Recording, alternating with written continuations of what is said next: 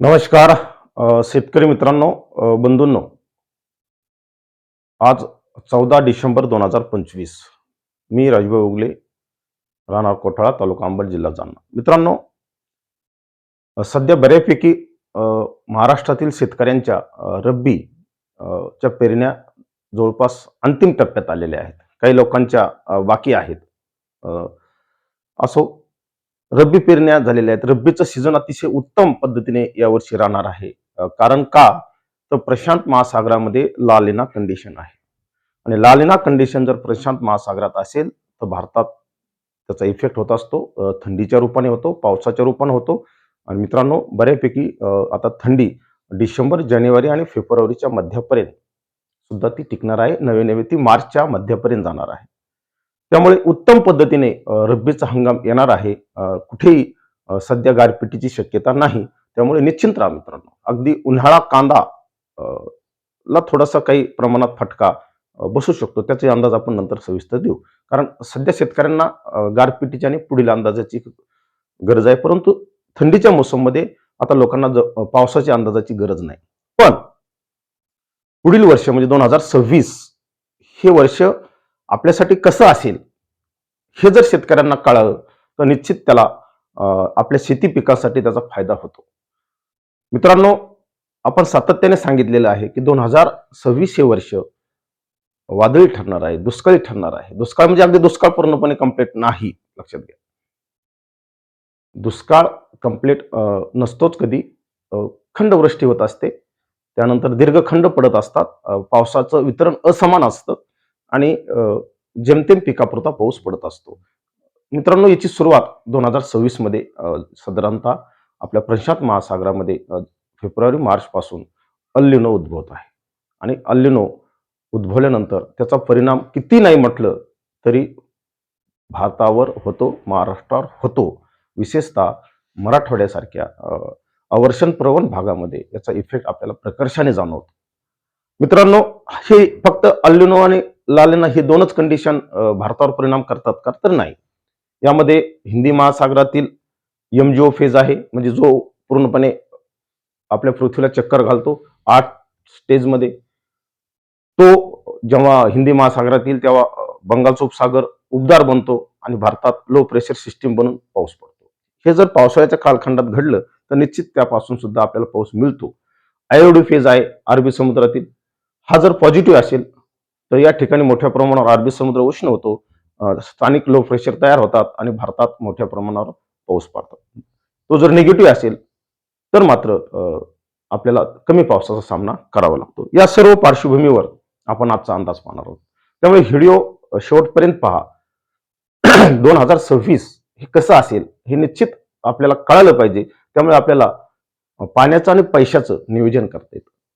भले या अंदाजावर टीका हो, लोक म्हणतात 8 दिवसाचा अंदाज लावता येत नाही, तुम्ही 1 वर्षाचा 2 वर्षाचा अंदाज लावतात.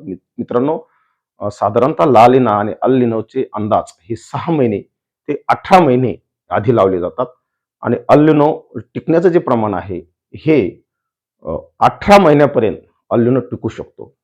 अल लीनोचे मित्रांनो प्रकार आहेत 2. सौम्य जर असेल तर त्याचा इफेक्ट हा स्थानिक विभागापुरता असतो, फार मोठ्या जगातल्या हवामान प्रणालीवर परिणाम करत नाही. पण सुपर अल लीनो जर असेल तर तो मात्र जगातल्या मोठ्या सिस्टीमवर परिणाम करतो. आणि मित्रांनो, या ठिकाणी फेब्रुवारी मार्च पासून जे पाण्याचे उष्ण प्रवाह आहेत ते पूर्वेकडे वाहणार आहेत. हे विषुववृत्तचा पट्टा आहे. या भागातलं जे पाणी आहे उबदार, लक्षात घ्या, उबदार पाणी जर इकडं वाहिले त्याला आपण त्यासोबत व्यापारी वारे असतात, मोठ्या प्रमाणावर ढगांचं प्रमाण असतं आणि संपूर्णपणे या भागात जर वाहिले तर दक्षिण अमेरिका खंड, या ठिकाणी दक्षिण अमेरिका आहे, या ठिकाणी तुम्हाला उत्तर अमेरिका दिसते. या संपूर्ण पट्ट्यामध्ये विशेषतः पंचपट्टा या ठिकाणी विषुववृत्तापासून उत्तरेकडे 23°30' उत्तर भागातून कर्कवृत्त गेलेले, जे की भारतातून मध्य भागातून गेलेलं आहे. त्यानंतर खाली दक्षिणेकडे मित्रांनो मकर व्रत गेलेलं आहे 23.30°, जे भारताच्या दक्षिणेकडे आहे. म्हणजे भारताला त्याचा काही संबंध नाही अगदी विषुववृत्ताच्या सुद्धा, पण ब्राझीलच्या दक्षिणेकडून गेलेला आहे. इथं ब्राझील देश आहे मित्रांनो. मी भारत आणि ब्राझील या दोन देशावर सध्या अभ्यास करत आहे. अभ्यास माझा त्याचा चालू आहे. तर ब्राझील मधून ते गेलेलं आहे. म्हणजे हे सर्व ट्रॉपिकल उष्णकटिबंधीय हवामानाचा पट्टा आहे आणि या पट्ट्यावर या ठिकाणचा पाण्याचा परिणाम होत असतो. त्यामुळे निश्चित हे जर पाणी इकडे येत असेल तर भारतीय हवामानावर, भारतीय उपखंडावर आपल्याला कमी पावसाचा 2026 मध्ये सामना करावा लागेल. दुष्काळजन्य परिस्थितीचा सामना करावा लागेल, कारण मार्च पासून याची सुरुवात होत आहे आणि तो हळूहळू वाढत आहे. जर तो वाढला, सुपर अल्निनो जर झाला, तर मित्रांनो 2027चा जून जुलै पर्यंत सुद्धा आपल्याला कमी पावसासाठी संघर्ष करावा लागेल, तरसावं लागेल. पेरण्या उशिरा होतील. ऑगस्ट सप्टेंबर पासून नंतर परत चांगल्या पावसाला 2027 मध्ये सुरुवात होऊ शकते, जर सुपर अल्निनो जर घडला तर. सांगतोय मी, अगदी ते होईलच आणि व्हावं ही इच्छा माझी मुळीच नाही. परंतु आतापर्यंत जर आपण पाठीमागची जर हिस्ट्री पाहिली, गेल्या 100 वर्षातील 20व्या शतकात 23 वेळा अल्निनो आला आणि 15 वेळा लालिना आलेला आहे. तर या 23 वेळामध्ये सुपर अल्निनो कधी कधी ठरले, त्याची काही वर्ष आपल्या हाती लागलेली आहेत. ते या ठिकाणी सांगतो. 1957 हे एक वर्ष आहे.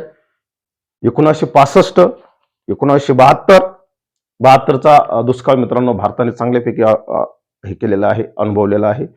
1976, 1982, 1983 आणि 1982-83 पासून या घटनेमध्ये याची वारंवारता वाढलेली मित्रांनो, तीव्रता वाढलेली आहे. त्यामुळे अनिश्चित 1997-98 सलग 2 वर्षे, त्यानंतर मित्रांनो 2014 आणि 2016 आणि सध्या जे चालू आहे आपलं 2025. मित्रांनो 2026 मध्ये अल्निनो उद्भवतोय. हा जर सुपर अल्निनो ठरला तर मित्रांनो माफ करा, परंतु 2027च्या जून जुलै वर तो इफेक्ट करणार आहे. भारतात उन्हाळा जरी चांगला असला, टेम्परेचर जरी चांगलं असलं, परंतु तो विस्कळीत स्वरूपाचा पाऊस पडणार आहे. कुठे पडेल, कुठे पडणार नाही, कुठे ढगफुटी होईल, कुठे महापूर येईल. पावसामध्ये सातत्य राहणार नाही, सर्वदूर आणि सर्वत्र पाऊस पडणार नाही. जर सुपर अल्निनो ठरला तर. असं होऊ नये, परंतु मित्रांनो जागतिक सर्व गोष्टीचा अभ्यास करत असताना काही संदेश हाती लागतात आणि त्या संदेशाच्या आधारे आपण भाष्य करतो. आपण काही असं लगेच भाष्य करत नाहीत आणि करणार सुद्धा नाहीत.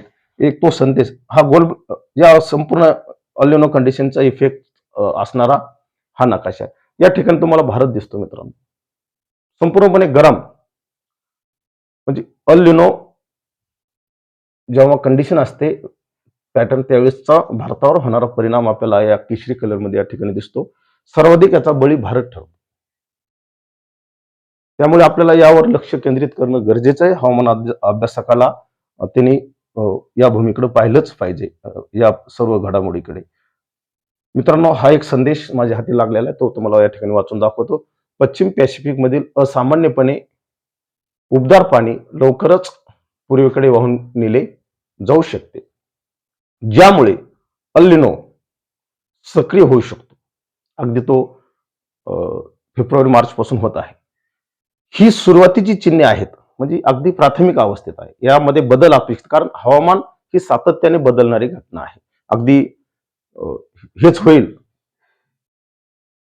एवढं सांगणं धाडसाने हवामानाचा अंदाज कोणी सांगू शकत नसतं, पण असं होणार आहे आणि ते होत असतं. मॉडेल ज्या वेळेस अंदाज देतात ते सर्व डाटा संकलित करून त्यांचा तो अंदाज असतो आणि तो अंदाज आम्ही तुमच्यापर्यंत सांगण्याचा प्रयत्न करतो. ही सुरुवातीची चिन्हे आहेत, परंतु असे झाल्यास पुढील वर्षी जागतिक तापमान आणि आर्द्रता याची पातळी वाढणार आहे 2027 पर्यंत.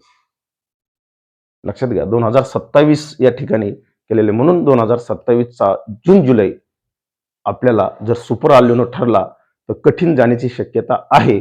असं होऊ नये एवढीच विनंती आपण परमेश्वर चरणी करू. आणि मित्रांनो एवढंच या निमित्ताने सांगतो आणि थांबतो. धन्यवाद. जय हिंद, जय महाराष्ट्र.